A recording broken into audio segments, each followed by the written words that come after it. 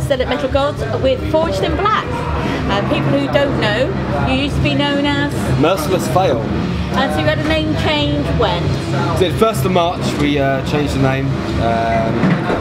Kind of a rebrand in a sense, just with a stronger name that actually all grown over the years. Yeah, They've been planned quite ahead in advance, just because we felt we needed like a strong representation.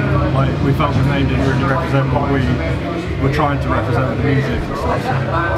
So yeah, 1st of May, 1st of March, which we put out with a new EP as well to back it up with some new songs. And the new EP's called? The new EP is called The Tide, which is available. Title track of the EP also, which is available on eBay and venues and gigs whenever we're playing. Bandcamp. Yes. Yeah. And an album as well, I understand? The album, the original first album, Forged in Black, available on iTunes and eBay as well, and at gigs. 11 tracks of fine British metal, and then a package deal to get them both together. But you have to be at a gig. Come and see us live and check us out. We will point out that that album is exactly the same as it was when it was Merciless Fail. We've just put the title obviously to fit the band now. The Tide EP actually features a track that was on the album, Accusations of the Innocent, which was one of our tracks, but we re-recorded it with the new lineup, or the new edition. Oh yeah, Tim's the new guitarist. Tim joined us on the 1st of March. Officially, since Merciless Fail, he's now joined us. Tim's on the EP, the Tide EP as well. So. Well, I was around the band before him. I produced the album with another friend of ours. Right, okay. Yeah, Tim joined at the beginning of the year. Right. But I've been around for a long time. Yeah, he produced that album actually. So. Okay. Yeah. So you're playing here today. Where are you next? Well, at the moment, I think our next scheduled gig is probably going to be at the University of Essex in Colchester. I go university there, and it's going to be a good end of year gig to like see out the academic year. Like we're going to play and party and. Kieran goes for the president of the society at Essex Uni. So just president there. So we're going to play there. See him off. And then the day after that, we're at the Fiddler's somewhere in Fiddler's Elbow. With Training Nicholas. Second Rate Angels, who played today, first played today. Buddies, they're playing as well. So Camden, is that 8th? That's 8th. So the 7th and the 8th of the next And then just writing the second album, carrying on from the EP, trying to get the album finished. So hopefully try and get it finished by the end of the year and start recording. We have got other staggered gigs as they're coming along, but that's the next one, most immediate. Still looking for the opportunities as well to look up. And this new album coming out, have you got a name for it yet? Or not yet. Ideas? I mean, the Tide's the little sneak preview so far. There are 3 new tracks on there. Should be on the album. Features some of them.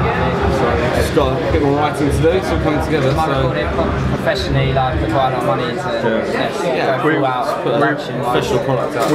We really want like the next album to be in a way our first proper try and launch us kind of, if we can. I mean, we're very proud of both of these two, but we want to try and take that next step up.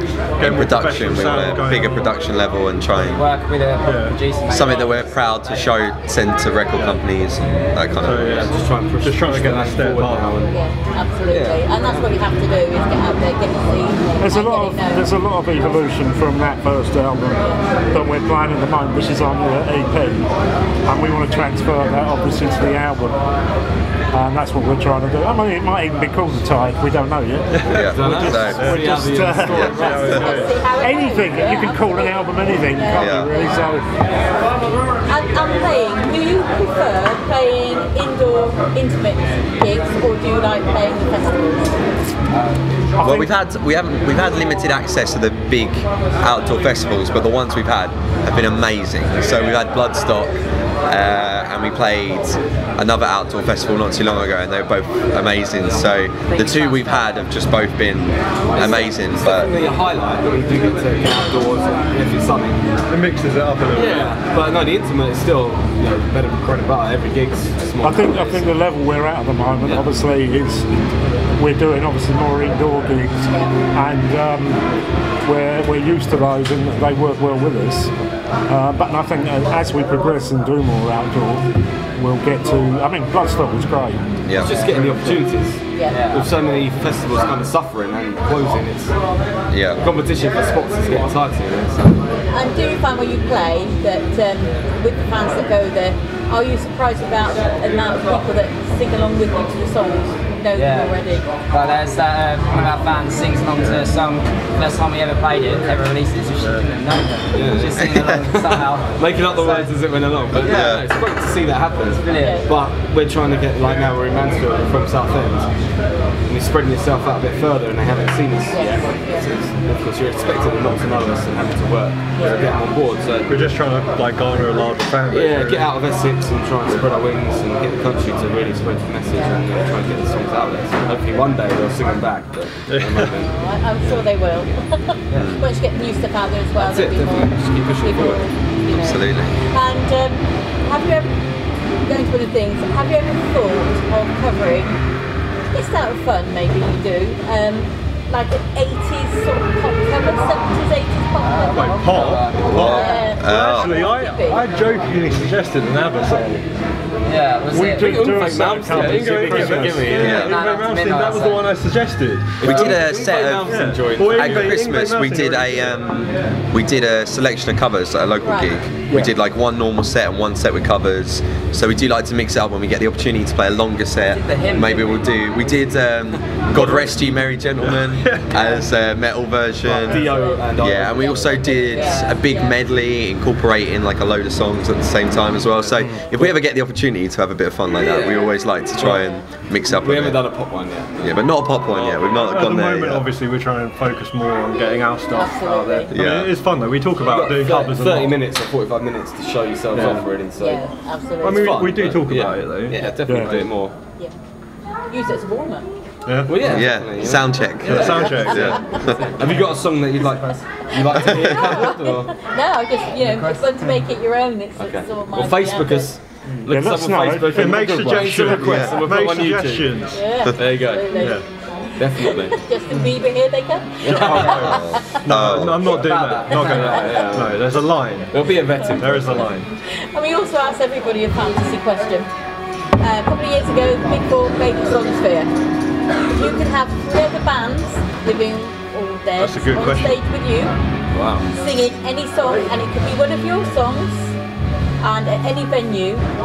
What would it be? Where would it be? And That's who would interesting. That's different. Wow. We'd all have different answers. So do you want to start with Kev? Let's start with You've Kev. got one song. One song, 3 bands, and the venue that you play at. One band. There's 3 bands on stage, so you need to find 3 bands. 3 all bands at you the want to same play time. with. Yeah. all at the same time, like the Big Four did, Yeah. singing with you, Surprise us, Kev. playing with you. I think it would be, firstly, Black Sabbath, Judas Priest, and for me, Iron Maiden, I think. What eras though? Going to eras. So it's a whole other question. No. It's a whole other question. That's a whole other question. Early, all of them early, Yeah. and They're prime. doing Fortune in Black. Oh, that'd be good. Yeah. Where at? Yeah. Bloodstock. Yeah, that's a good shout. For me, I'd go for Dream Theater, Pantera, and Black Sabbath as well, actually, from the moment. And I don't know. Well, it'd be great if they all played Fortune in Black, but I can't see that happening right yet. So, Yeah, but it's a fantasy. or One that shifts. I bet it'd still be amazing to play one of like such a classic song. So I reckon War Pigs with one of them, and at Hammersmith Apollo. That'd be a good one. I'll probably go slightly with Kieran. I'd definitely say Dream Theater. I'll probably say Pantera as well if Diamond was still with us. I'd love to say Metallica because they're such a big band, but I might go with something a little different and say Gojira.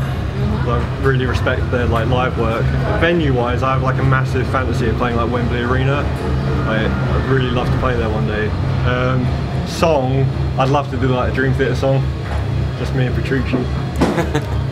Yeah, I would that's my add, own little I would thing. add that I am a Dream Theater maniac myself. I'd love to like. I didn't think they would be right for that. Not for the festival not, when it happens. Not necessarily for the style of music we do, but I personally, I'd love to like be on stage with Dream Theater playing one of like their classic tracks. I'd probably go for Fortune in Black as a song.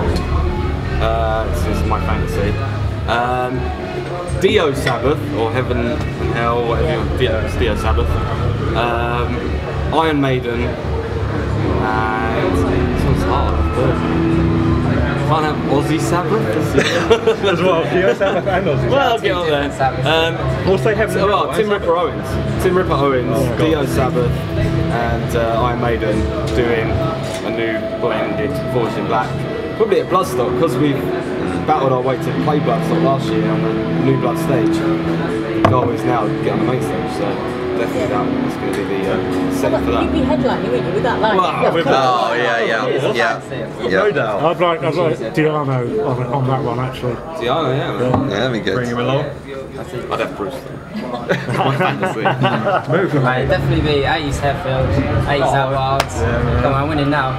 Early 90s Dimebag. Oh, you're picking line now. Some help. Oh yeah. Just be guitars, I don't know. Yeah, oh Jesus. I don't care what we play. Diamond Hetfield, yeah. Just pitches over and over and over again. And where? I'll say Bloodstock, main stage. Well, you didn't say Bloodstock. Yeah. Looks like the main venue then. Yeah. Just because we've only taken the baby step in the Bloodstock journey so far. So I'm looking really far ahead. yeah. So what age were you when you started playing? And what was, Start there, shall we? Well, me, 1847. Many a year ago. I was 13 After the second one. when I started. During the war. So, you weren't that far off. I don't No, know. I was 14. So, yep, 14. I was 12 when I got my first guitar. True story. I don't know. Probably got a guitar when I was about 13, but I never played it. But singing properly, probably about 18. Karaoke. When I was 9, I started piano. Then Thanks guitar, for the. that's what I wouldn't have known otherwise. 10 guitar, 11 trumpet, That's all me. and then I regressed back to guitar. He actually was one of the first people that taught me a lot more, like the early stuff. Yeah. I just happened to realise he played guitar and I kind of gravitated towards him. Yeah. Do any of you have your original instruments? Oh yes. Yeah. Jesus. I'd never get rid of my first guitar. Never. Some my trumpet. Well, yours would be like 37 years old if you still had it, wouldn't it? So, probably not. That cymbal, that ride cymbal over there is over 30 years old. Jesus. Yeah. I've used it for that long. And the drum kit I've got since I was 20, which is over 30 years ago, I've still got at home. Amazing. But if it's sound and everything fits, Yes. If I was to put it up, it would be fine. It just needs a little bit of TLC and it would be fine, So yeah, I've still got some things you don't lose. I think. If you think it's a good sound, it's Just your brilliant. marbles. Well, yeah, of course. So, you've got the album, it's going to come out. What's next year going to want to see for you? What do you want 2014 to be for your Hopefully if year? we record this album really professionally, we can just go up to record labels with it, so we don't need to pay for the album recording. Just get a deal like distribution, like Referee, some of the new bands, the record labels are a bit different. I think we need to try and find better avenues to promote it. Yeah. And I think we've found with the first one, we've learned a lot of lessons through that. And I think we need to find some certain ways to go through that. Yeah, and it'd just be generally bigger fan base, playing in new areas around the UK, maybe some bigger shows hopefully, and the main thing is we just really want to be, we want to take a more professional approach to everything that we do. We just really want to take that step up with the album, with our live shows. We want to get more fans, get noticed more, like Andy and Stoss said, more get signed, we just want to make that jump up. And it's not the easiest industry to break into. No matter what they show you on TV or these other things. Not at all. It's hard work for everybody. Yeah. Doesn't matter how established you are, even if you are. Sometimes you have to go back to the beginning, even if you are. There's no one sitting there with a chair that can spin around and give you.